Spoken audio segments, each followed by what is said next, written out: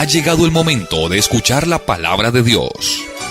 Un potente mensaje extraído de las Sagradas Escrituras. En la voz del pastor Carlos Hoyos.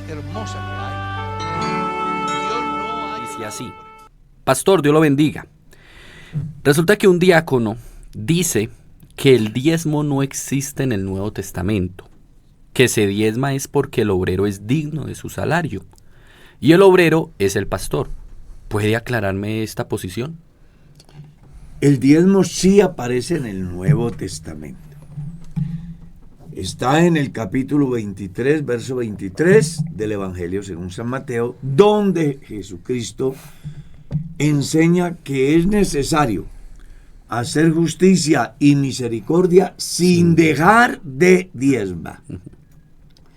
También lo leemos en la carta a los Hebreos, que es la carta dirigida a la iglesia dispersa en el Ponto, Galacia, Capadocia, Asia y Bitinia, donde el escritor consagrado les hace un comentario muy interesante acerca de cuándo comienza el diezmo y bajo qué condición o dispensación se da. Luego Pablo hace una férrea defensa en el capítulo 9 de la primera carta a los Corintios acerca de los derechos de un apóstol. Sigamos. Amén. Amén. Bueno, pastor, esta pregunta es buena, me gusta. Para sintetizar, ¿condena la Biblia el aborto? Claro que sí, porque hay 4 clases de muertes que Dios prohíbe bajo una sola palabra: no matarás.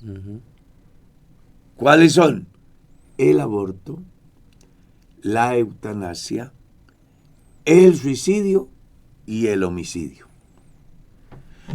Esas 4 palabras se resumen en ese mandamiento del Éxodo 20: no matarás.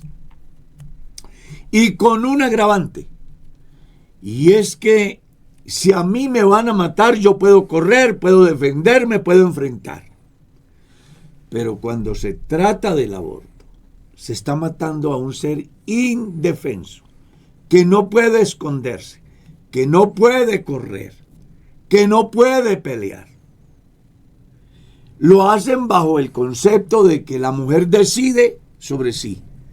Pero cuando una mujer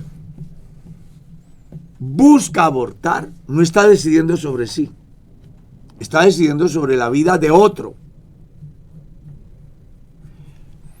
Siendo pecado matar, y el suicidio es un pecado, entonces, ¿por qué no se quita la vida a ella? De ahí que la iglesia sea provida. La iglesia no avala el aborto. Y la Biblia tajantemente dice: no matarás.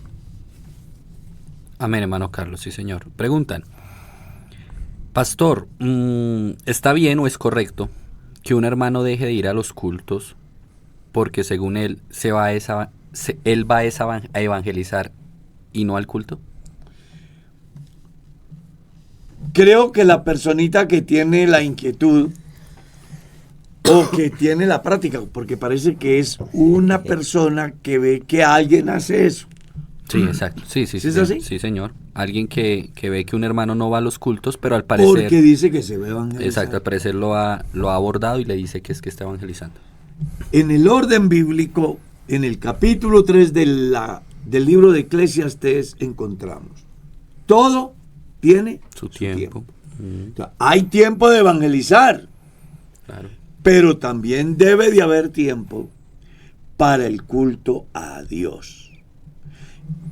Y más cuando textualmente leemos en la Biblia: no dejen de congregarse, como algunos tienen por costumbre, y como también está escrito en el libro de los Salmos: mirad cuán bueno y cuán delicioso es habitar los hermanos juntos y en armonía. Y explica la razón. Porque en esas reuniones Dios envía ¿qué? Bendición Y vida eterna. y vida eterna. Aparte de eso, si usted lee el capítulo 4 del libro de los Hechos, y después de la muerte de Ananías y Zafira, donde hay un gran temor en el pueblo, dice que permanecían juntos, en armonía, y compartían todo lo que tenían, vivían como debe de ser, como una familia. Luego Juan en su carta enseña que si andamos todos en luz, como Él está en luz, y tenemos comunión unos con otros, ocurre un milagro. La sangre de su Hijo Jesucristo nos limpia de todo pecado.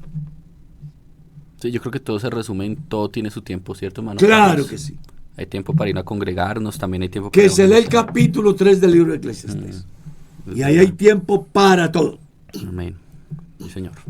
Bueno, pastor, estamos en tiempos modernos y con ello pues también aparecen nuevos términos.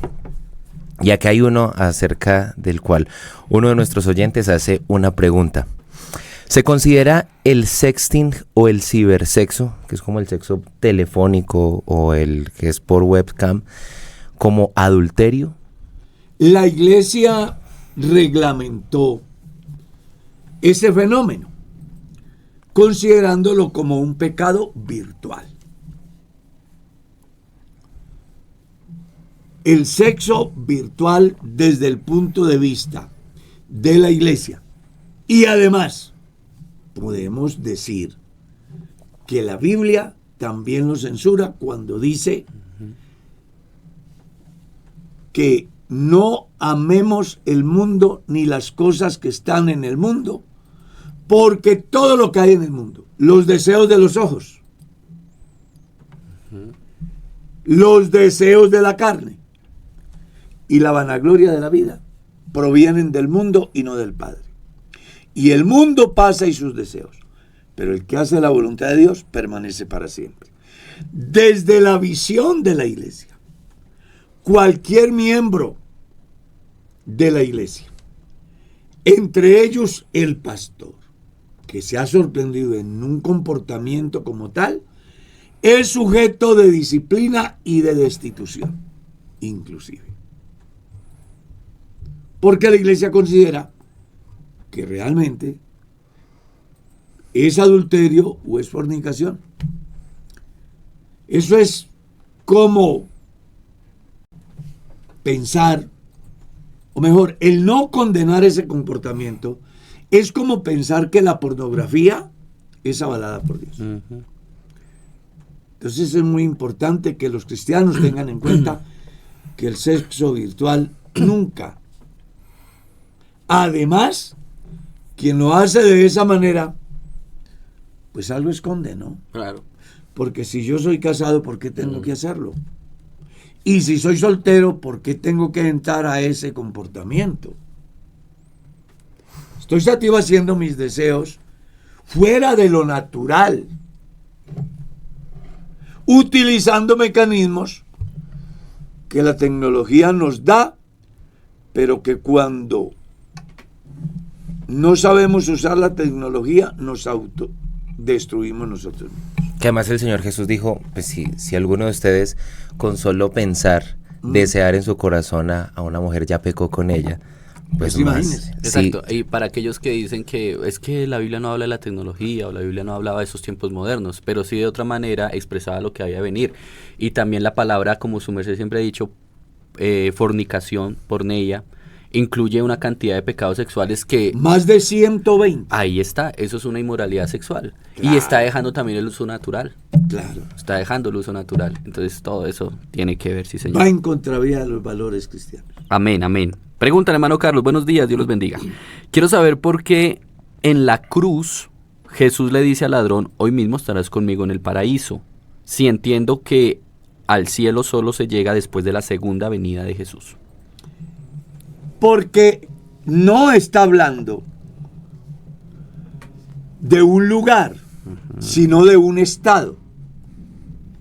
cuando la Biblia habla del seno de Abraham, o del paraíso, o del Seol, no está hablando de lugar, está hablando de estados. Y cuando Jesús le habla al ladrón, le está hablando de un estado del cual el individuo, al momento de recibir la aprobación divina, descansa en paz espiritual, de tal manera que se va consciente que aparte del sufrimiento del momento no le esperará un sufrimiento eterno, como sí le sucederá al otro que desconoce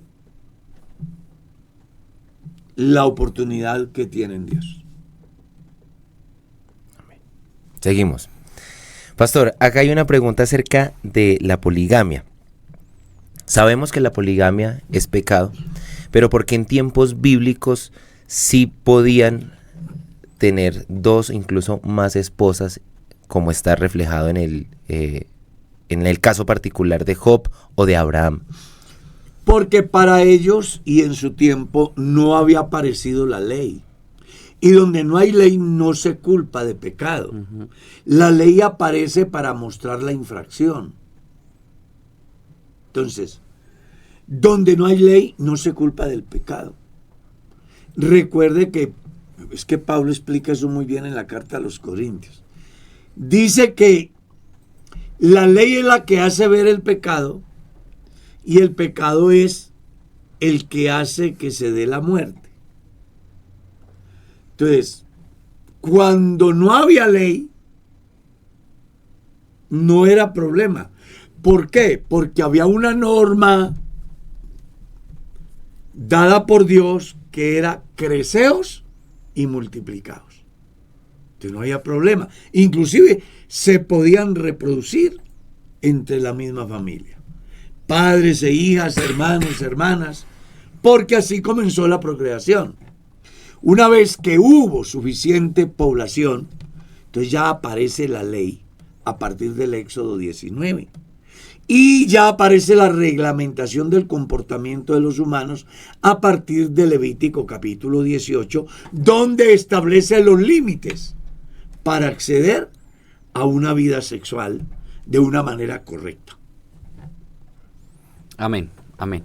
Preguntan acá, Mano Carlos. Dios le bendiga, Mano Carlos. ¿Cuánto tiempo es el adecuado para sostener un noviazgo en la iglesia? Resulta que llevo 2 años charlando con un hermano y por motivos económicos no nos hemos podido casar. ¿Será que no es la voluntad de Dios? Lo económico no cuenta para yo casarme. Alguien dirá que sí, y es posible que lo piense. Además es respetable. Lo único que yo necesito para casarme es una mujer y 150,000 pesos. ¿Ya? Pero si ustedes están pensando en la felicidad por lo que van a conseguir, pues nunca serán felices. Claro. Entonces, los noviazgos, no hay forma de definir el tiempo, porque en la Biblia no aparece. Pero sí debe de existir un mínimo de pensar en la pareja de los novios. ¿Por qué? Porque los noviazgos largos tienen 2 riesgos. Uno, que terminen yéndose para la luna antes de tiempo, o mejor, del compromiso. O 2, que terminen decepcionándose y un día abran los ojos y estén viejos. Y yo conozco ambos casos. Entonces sí debe de haber un control. Entre la gente de mi generación, los padres de familia definían y le decían al novio: venga, ¿y cuánto tiempo necesita usted para casarse? Porque los viejos no estaban dispuestos a trasnocharse, ni, como dicen en el lenguaje popular, a cargar gorra a un par de muchachos que no se sabe qué quieren. Entonces por eso le decían a uno. Es más, uno se acercaba al papá de la muchacha a decirle de que estaba enamorado y que le gustaría tener una relación con la personita con un fin claro, el matrimonio. Pero como hoy, en el proceso de libre desarrollo, todo el mundo hace lo que quiere, entonces ya los padres son un cero a la izquierda, y ahí porque papá Estado tiene más de 500,000 de hijos que no tienen padre ni madre. ¿El resultado de qué? De los noviazgos, de las relaciones mal manejadas, de la curiosidad, del placer, del libre desarrollo, en síntesis, del pecado. Amén. Entonces sí deberían de fijar una fecha.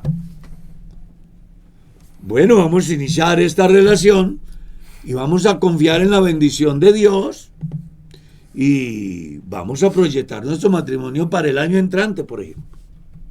Pero si usted espera a conseguir finca, apartamento, muebles, porque sin eso no puede ser un matrimonio feliz, pues ya está equivocado. Sí es. Bueno, pastor, por acá estoy leyendo una pregunta de hace algún tiempo, que a mí también me genera otra pregunta, pero voy a leérsela. Dice: hermano Carlos, el Señor Jesús le bendiga, buena tarde. Una pregunta al respecto de lo que usted le contestó acerca de una persona bautizada en el mundo que terminó yendo donde brujos, o sea, después de bautizada, y haciendo brujerías a hombres para tenerlos en su poder. Es una mujer que desde que se bautizó siempre estuvo haciendo shows, que se desmayaba y le mandaba notas a pastores diciendo que ella estaba enamorada de ellos, etc. Ella no volvió a la iglesia, terminó diciendo que la iglesia verdadera era la católica y así ha transcurrido su vida. Mi pregunta es: ¿qué sucedería ahí en esa circunstancia? ¿Qué pasó con el bautismo en el Señor? Que no fue bautizada, la bañaron. Se mojó. Porque el bautismo es la aspiración de una buena conciencia. El bautismo es el identificarme con el Señor en su muerte, sepultura y resurrección. Cuando yo decido bautizarme, estoy haciendo por lo menos dos cosas. La primera, le estoy diciendo a Dios: creo a lo que tú me enseñas. Y al mundo, el evangelio es la verdad. Y a mi vida le estoy diciendo: he cumplido con lo que Dios me demandó. Una persona que dice que se bautiza y sigue en las mismas, pues entonces simplemente se mojó. Claro. Porque el bautismo no tiene ese fin. Y por eso en la iglesia se busca hasta la saciedad generar conciencia en quienes aspiran al santo bautismo, con el objetivo que cuando lo hagan, no lo hagan ni interesados, ni presionados, ni sugestionados, ni decepcionados, sino convencidos. A tal punto que en el último segundo se les pregunta, ¿no? Pero claro, cuando yo tengo el candidato en el bautisterio, yo hago una pregunta ante toda la comunidad. Fulano de tal, ¿está consciente de lo que va a hacer? Y le recuerdo qué es el bautismo.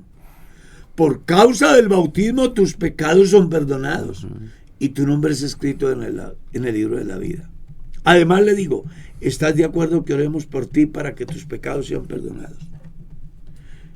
He tenido entre todo mi tiempo ministerial casos donde el candidato está en el bautisterio, como decimos en el lenguaje popular, con el agua al cuello, y al hacer la pregunta me dice: pastor, tengo cierta duda.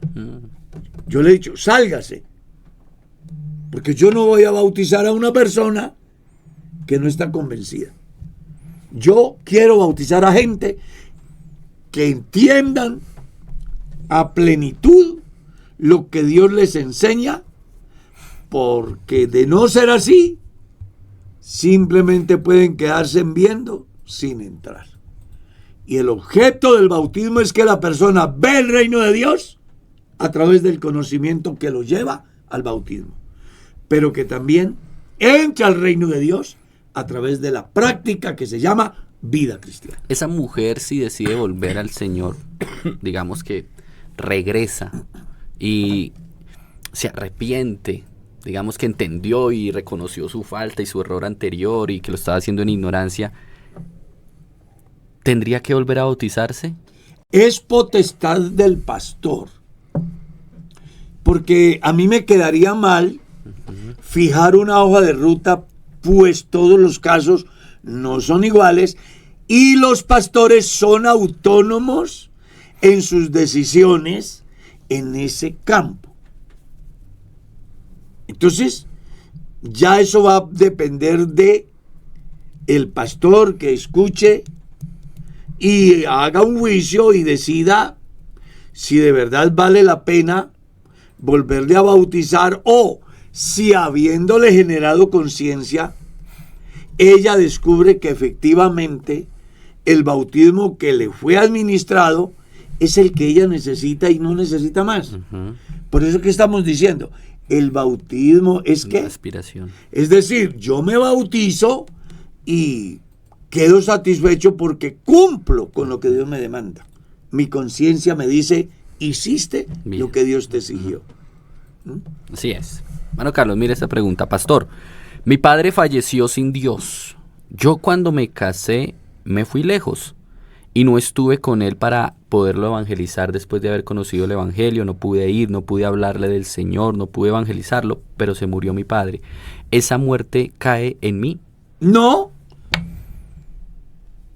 Ezequiel capítulo 18 dice, no llevará el padre el pecado del hijo, ni el hijo llevará el pecado del padre. La justicia del justo será sobre él, y la impiedad del impío será sobre él. Amén.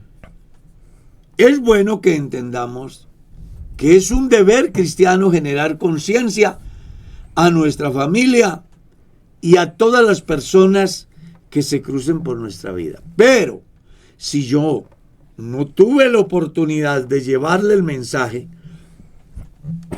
porque era tan distante y no había medios de comunicación, porque no tenía los recursos para transportarme, ¿ya?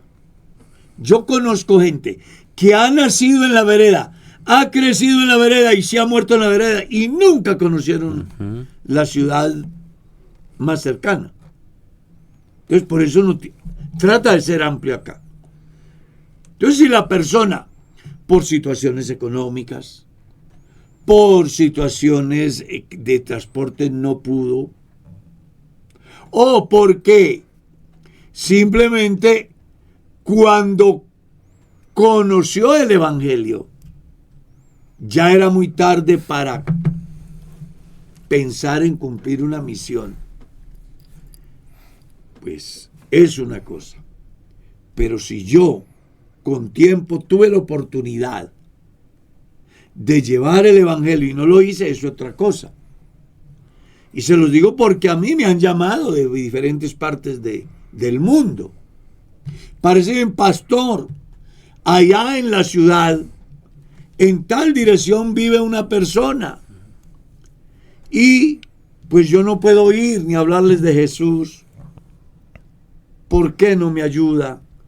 Quiero que ellos conozcan de Dios. Ya les hablé de usted. Ya les dije que iba a hablar con usted a ver qué se puede hacer. Bueno, no pueden estar cerca, pero buscan los medios para hacer llegar el evangelio. Hay una responsabilidad en los cristianos, y es que todo cristiano debe de ser un misionero, un predicador, ya sea a través de la red, ya sea a través de una llamada, ya sea a través de un mensaje de texto. Hoy en día existen todos los medios habidos y por haber. Sí es. Pero si su papá se murió y usted no tuvo la oportunidad de hablarle del evangelio, su papá edad tenía, él será responsable. Claro. Preocúpese por su salvación. Por lo demás, pasadlo bien. Amén. Amén. Pastor, sabemos que nuestro Dios pues no es alguien arbitrario y que no hace las cosas sin un contenido, sin una justificación, ¿no? Entonces acá hay una pregunta que nos hacen para entender algo que sucedió allá en Egipto. ¿Por qué era necesaria la sangre en los dinteles de las puertas de los hebreos en Egipto para que el ángel de la muerte no entrara? ¿Acaso no era suficiente con que fuera del pueblo? Pues es que en la salida de Egipto se dan dos cosas. La primera, la libertad, redención, rescate. Ustedes recuerden que lo que está escrito en la carta a los hebreos es claro. Sin derramamiento de sangre no hay remisión de pecados. Entonces, recuerde que redimir es rescatar. Eso quiere decir, eso quiere redimir, rescatar o comprar. Ahora, hay un caso que es por otra parte en el campo de la señal. Dios siempre colocó una señal para salvar a los suyos. ¿Cierto? ¿Cuál era la señal para el pueblo de Abraham? Bueno, que el Dios de Abraham era diferente a los otros dioses. ¿Cuál era la manera de salvar la muerte de los primogénitos israelitas en Egipto? Simplemente que vieran la sangre, las puertas, los dinteles. Porque si una casa de un israelita no tenía esa marca, el ángel de la muerte entraba y mataba al primogénito. Entonces Dios coloca esa señal para que se cumpla el verdadero sentido de la Pascua, que quiere decir pasar por encima o pasar de largo. Si hablamos a lo largo de toda la historia, hasta hoy, entonces Dios siempre ha mostrado una diferencia para con su pueblo. Cuando vino la muerte de los culpables, según Ezequiel capítulo 9, Dios mandó marcar. ¿Ya? Cuando uno lee el libro de los Hechos, Dios marca a los suyos con el Espíritu Santo. Cuando uno mire el Apocalipsis, perdón, Dios marca a los 144,000. Entonces, es muy diciente lo que pasó en Egipto, porque si no había sangre en las puertas, simplemente el ángel diría: aquí no vive israelita, son egipcios. ¿Ya? Entonces Dios dice, para que el ángel de la muerte se dé cuenta que aquí viven los israelitas, debe de haber una marca que diferencie las otras. Esa es lo que se hace. Amén, amén, amén. Mira esta pregunta, hermano Carlos. ¿Por qué el apóstol Pablo, en Hechos capítulo 18, se rapó la cabeza haciendo voto de nazariato, si eso era un ritual de la ley y supuestamente él ya creía en la gracia y también predicaba de que la ley era del pasado? Porque él termina haciendo ese voto de nazariato y más adelante, cuando llega a Jerusalén, también, hace creer a los judíos, por petición de los hermanos de Jerusalén, de que acompaña a unos hermanos que están pagando también voto al templo para que así los judíos puedan ver que él no va en contra de la ley. Porque a veces parece que Pablo apoyará la ley y a veces no. Es la estrategia que Pablo utiliza para ganar a judíos y a gentiles. En otras partes dice, me he hecho judío. Exacto. Y me he hecho gentil a fin de ganar a los de mi nación y también a los otros. Ahora, con respecto al raparse la cabeza, pues sin duda alguna representaba para él como un pacto, un compromiso que asumía y que quería hacerlo notorio a través de una figura, como se daba, por ejemplo, en el otro sentido en Corinto. Las mujeres que se rapaban eran mujeres libertinas. Las mujeres que conservaban su cabello largo eran mujeres respetadas. En este caso, ¿versículo qué es? 18 del capítulo 18. Si usted lee bien, vale la pena que la enseñanza está relacionada de Pablo en Corinto. Sí, señor. Es Pablo en Corinto. Mas Pablo, habiéndose detenido aún muchos días allí, ¿a dónde? En Corinto. Después se despidió de los hermanos y navegó a Siria con él Priscila y Aquila, habiéndose rapado la cabeza en Cencrea, porque tenía hecho voto. Entonces lo que él está haciendo ahí es el cumplimiento a un voto que hizo, como el que hizo Jacob.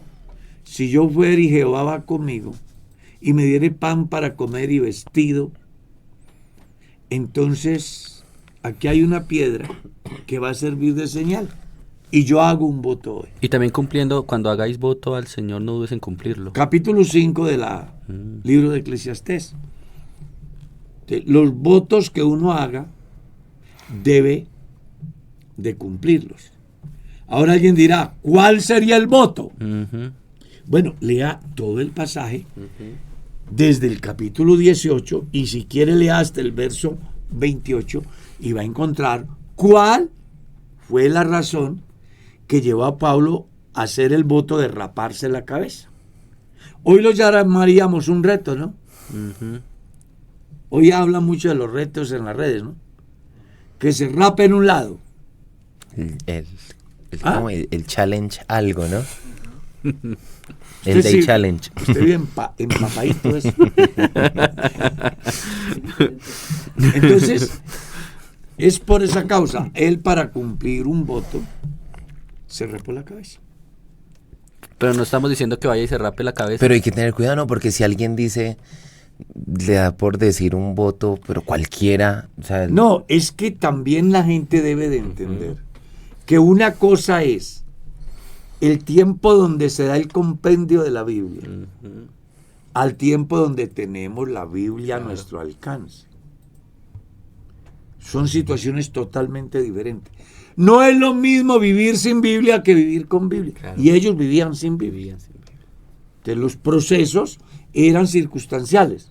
Ahora todo está programado en Dios a través de la palabra.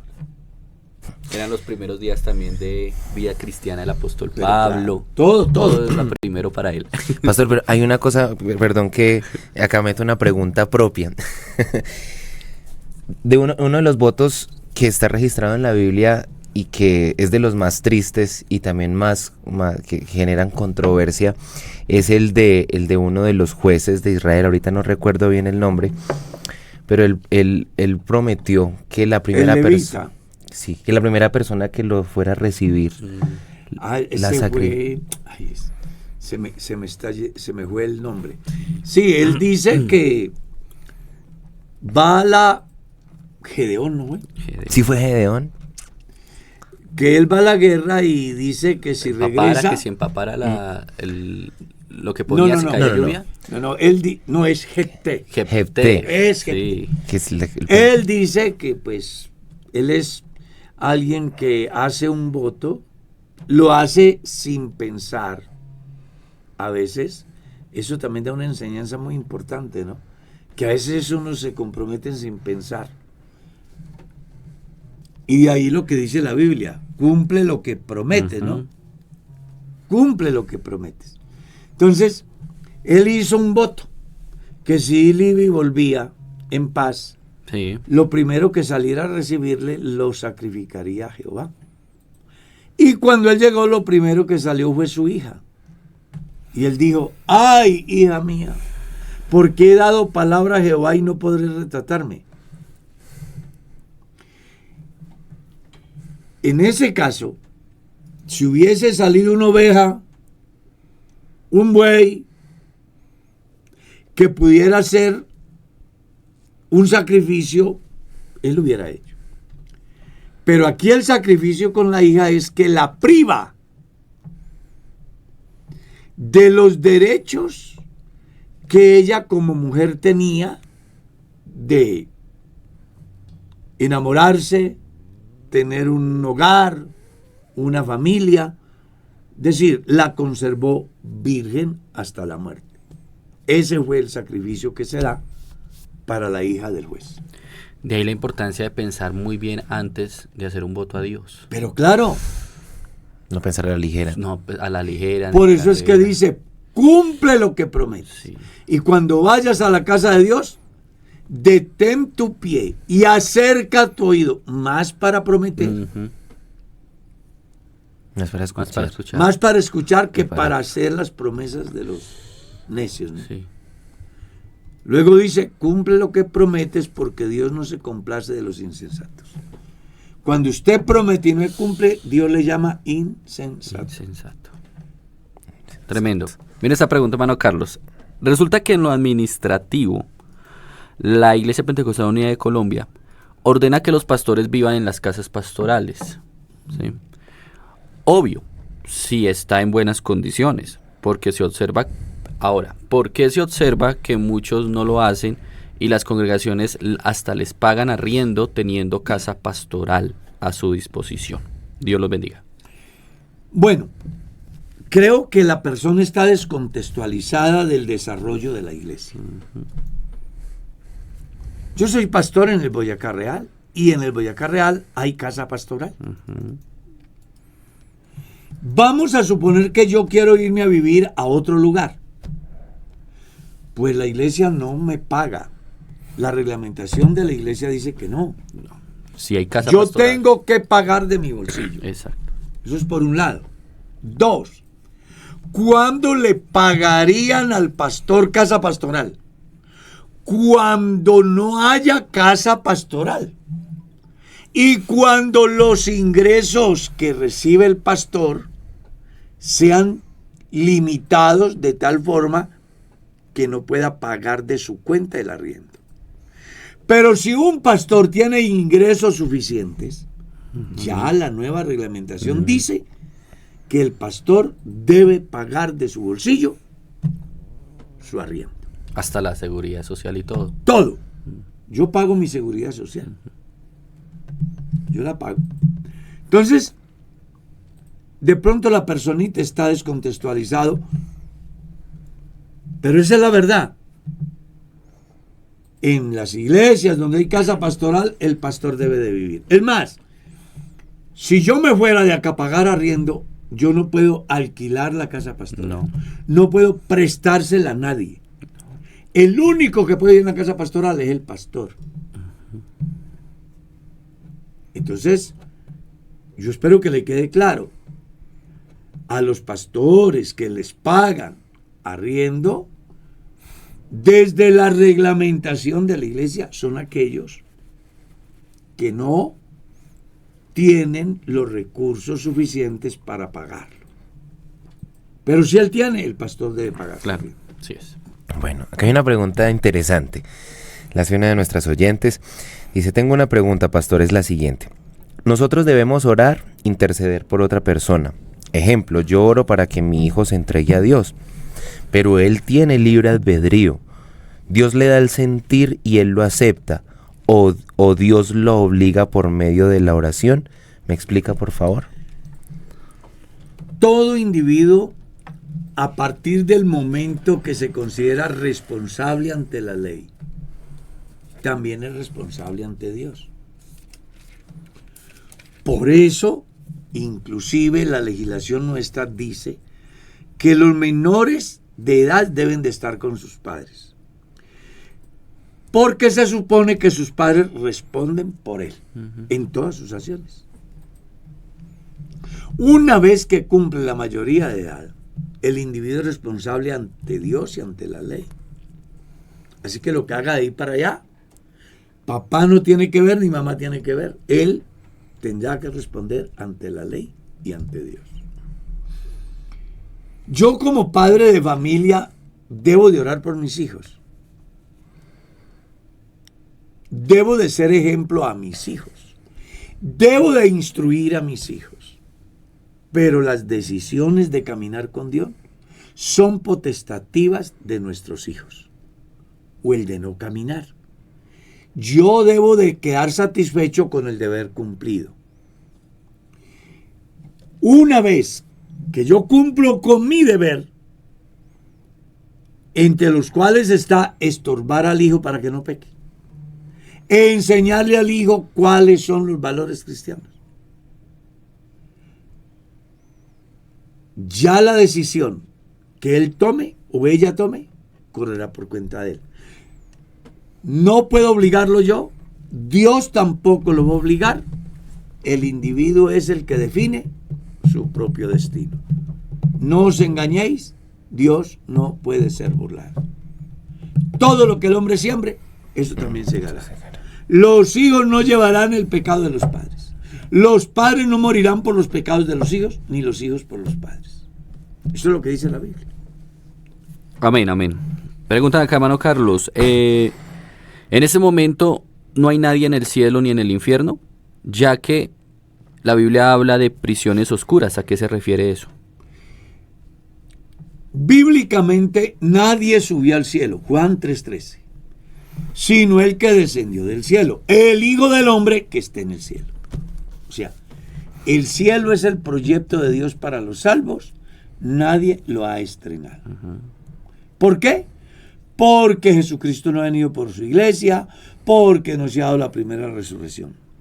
Nadie ha subido al cielo en términos reales, excepto Juan en la visión. Que eso es otra cosa. Tampoco nadie ha ido al infierno, porque la semana 70 de Daniel no está vigente. O mejor, no ha terminado, ni ha comenzado, porque para que la semana 70 de Daniel comience, la iglesia tiene que irse. Viene la semana 70, o sea, 7 años. Al final de los 7 años, viene Jehová mi Dios y con él todos sus santos, que ya en el capítulo 25, verso 31 del Evangelio según San Mateo, aparece la escena donde el Señor reunirá a todas las naciones debajo del cielo y separará a los buenos de los malos, como el pastor aparta las ovejas de los cabritos. A las ovejas las colocará a la derecha, a los cabritos a la izquierda. ¿Quiénes son las ovejas? Las naciones que trataron bien a Israel a lo largo de toda su historia. ¿Quiénes son los de la izquierda? Todos aquellos que han tratado mal al pueblo de Israel a lo largo de la historia. ¿Qué dirá el Señor a las naciones que trataron bien a Israel? Venid benditos de mi Padre a poseer el reino preparado para vosotros desde antes de la fundación del mundo. Y les dice por qué. Luego se dirigirá a los de la izquierda y les dirá: id malditos al fuego eterno preparado para el demonio y sus ángeles. Y les explica por qué. Lea bien el pasaje. San Mateo 25:31. Ahí aparece bien específico eso. Amén.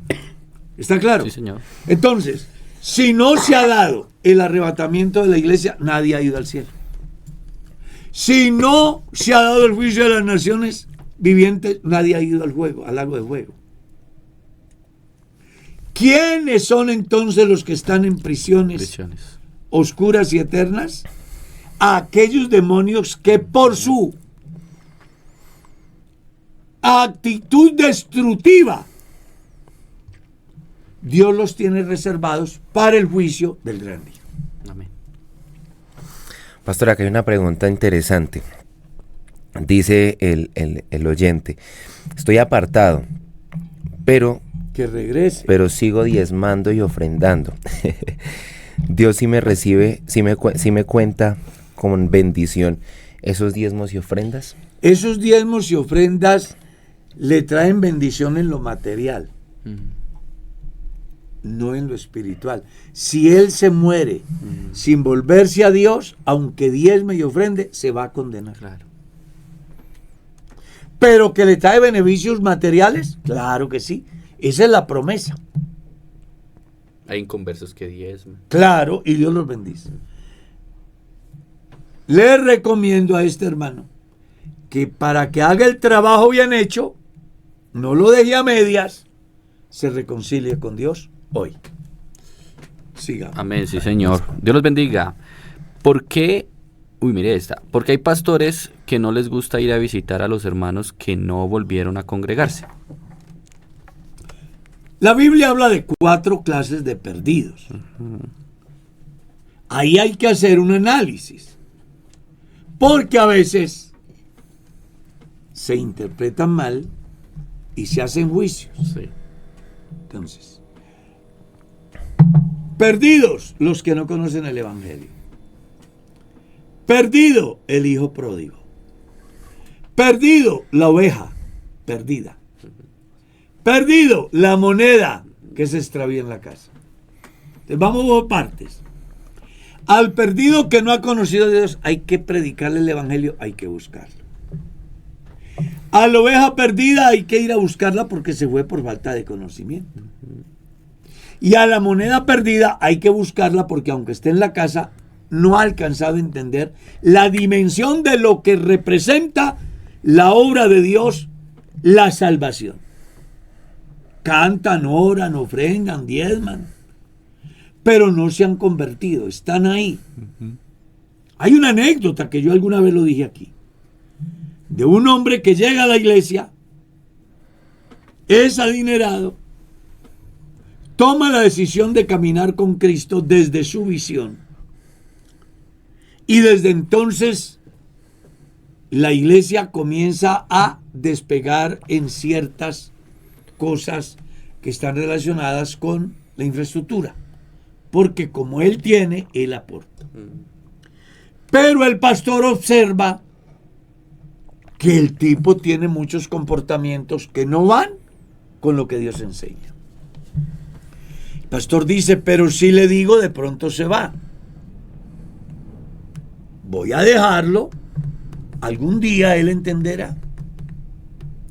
Un día cualquiera traen un pastor de otro lugar. Ese pastor no sabe nada de lo que pasa ahí. Llega el momento de la predicación y Dios le da un sermón de esos que, Dios mío.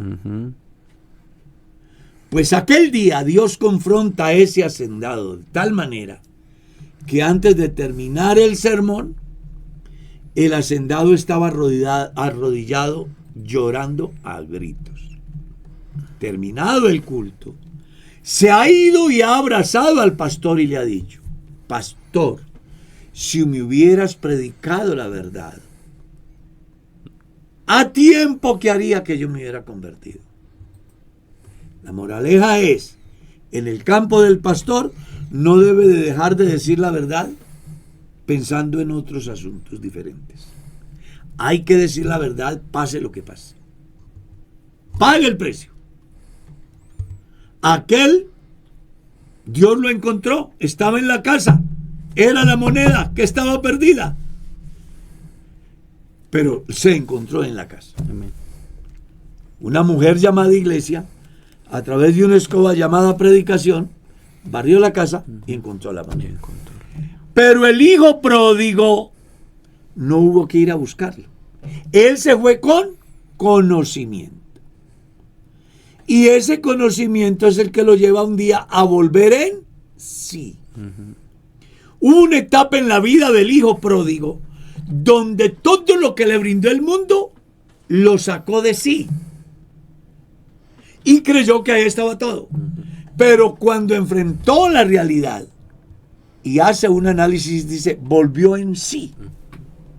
Y entonces dijo, ¿cuántos en casa de mi padre, que son jornaleros, estarán comiendo y viviendo mejor que yo, que soy su hijo? Voy a hacer una cosa. Voy a regresar a mi casa. Y le voy a decir a mi padre que he pecado contra Dios y también he pecado contra ti. No soy digno de ser llamado tu hijo. Refleja que tiene conocimiento. Hazme como uno de tus jornaleros. ¿Qué es lo que quiero explicar con eso? Que hay 3 clases de perdidos que hay que buscar. ¿Quiénes? La moneda perdida, la oveja perdida y el que nunca ha conocido a Dios. Pero el hijo pródigo vuelve solo. Entonces, habría que mirar cuál es la visión que tiene el pastor con relación a la persona que ha tomado la decisión de no volver a la iglesia. Si es una oveja, hay que ir a buscarla. Si es una moneda, hay que buscarla. ¿Ya? Si es un inconverso, hay que ir a buscarlo.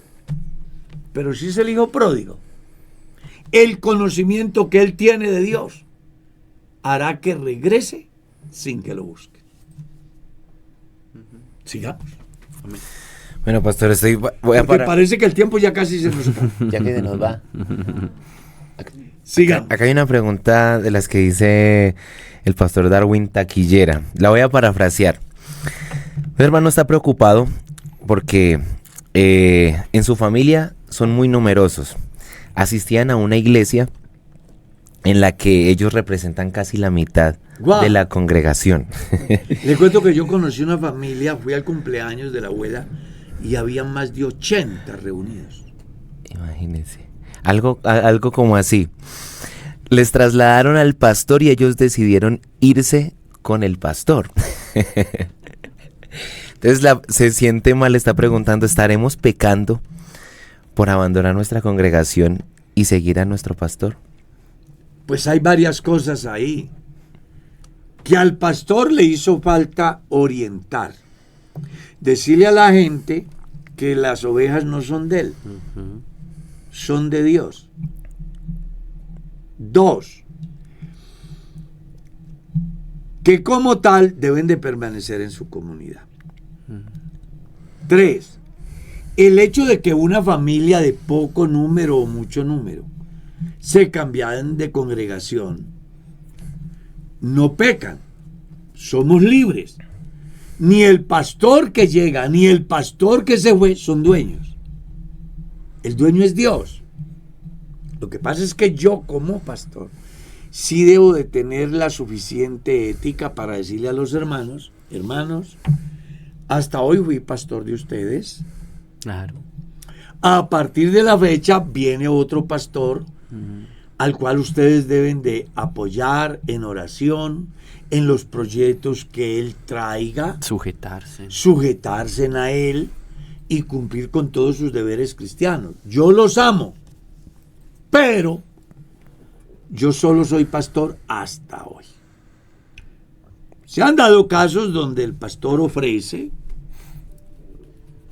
tiene muchos afectos por determinadas familias, casi siempre no son los más necesitados. Eso refleja una actitud desleal del pastor. Claro.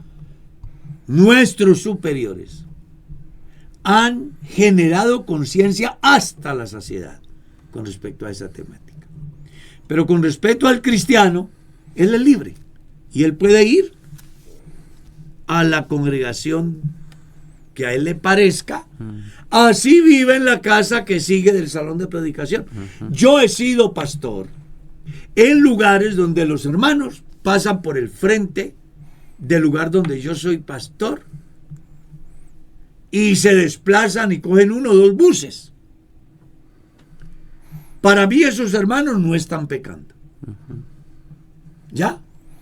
Sí lo están haciendo porque ellos se sienten bien allá. Si lo hacen porque hay otros intereses diferentes, entonces sí puede haber problema. Por ejemplo, una raíz de amargura con los hermanos.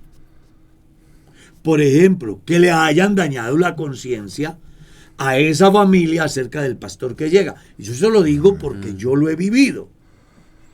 Yo fui a una iglesia donde hubo hermanos que dejaron de ir a la iglesia porque les habían hablado mal de mí. Afortunadamente, al transcurrir los días, tomaron la decisión de ir a ver qué pasaba y se dieron cuenta que todo lo que decían Era mentira. no era verdad. Y se quedaron con nosotros hasta el día que nos vinimos de allá. Menos mal no lo mandaban para el África. A ver si se hubieran ido los 80 para el África. ¿O qué hubieran hecho ahí? Las Sobre misiones. todo para los parques nacionales. Bien. Acá hay una pregunta, hermano Carlos. Creo que la última. Sí, la última. Porque el tiempo se Listo. nos fue. Bien, dice: un joven en la congregación tiene una relación de noviazgo con una hermana que en su vida pasada, antes de conocer al Señor, tuvo hijos. ¿Ellos pueden anhelar el santo ministerio o afecta que ella haya tenido hijos desde antes de conocer al Señor? Para nada va a afectar el llamamiento que el hermano tenga, siempre y cuando él reúna los requisitos que menciona Pablo en el capítulo 3 de la primera carta a Timoteo, que dice que el aspirante debe ser irreprensible, marido de una sola mujer, que gobierne bien su casa, que tenga a sus hijos en sujeción. Entonces, ahí lo que no se sabe es qué edad tienen los hijos. Porque imagínate que yo quiero ser pastor, me enamoro de una mujer que tiene 2 o 3 hijos, ya son adolescentes y hacen lo que quieren. Ahí se llama. Pues ahí ya el candidato sí tiene que pensarlo. Porque son 3 muchachos adolescentes, o a lo mejor alguno mayor de edad y es borracho, es ladrón, es fornicario, es violento. Y una de las preguntas del formulario es acerca de eso. Pero claro, entonces, si la familia es una familia cristiana, sana en la fe, y el joven o el hermano que aspira al ministerio es un hombre santo de Dios, y se han casado y tienen una familia bonita, el hecho de que ella tenga un pasado no le va a estorbar. ¿Cuándo le estorbará? Si sus hijos son acusados de disolución. No lo digo yo, lo dice la Biblia. Que quien aspira al ministerio, sus hijos no deben de ser acusados de disolución.